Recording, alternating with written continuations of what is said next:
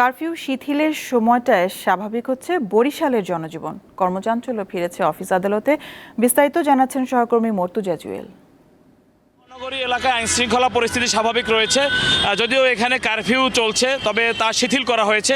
ভোর 6টা থেকে রাত 9টা পর্যন্ত বরিশাল মহানগর পুলিশ কমিশনার কার্যালয়ের নির্দেশনা অনুযায়ী কারফিউ শিথিল থাকে এবং রাত 9টা থেকে পরের দিন ভোর 6টা পর্যন্ত কারফিউ অব্যাহত থাকে।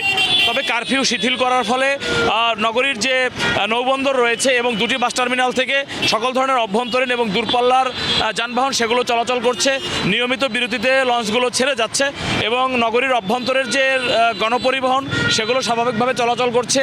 নগরীর বাজার, ব্যবসা প্রতিষ্ঠান সহ যে দাপ্তরিক কার্যক্রম যেগুলো রয়েছে সেগুলো কিন্তু ধীরে ধীরে সচল হচ্ছে এবং সেখানে নাগরিকদের ভিড় বাড়ছে প্রতিনিয়ত এবং সকল ধরনের আইনশৃঙ্খলা পরিস্থিতি স্বাভাবিক রয়েছে।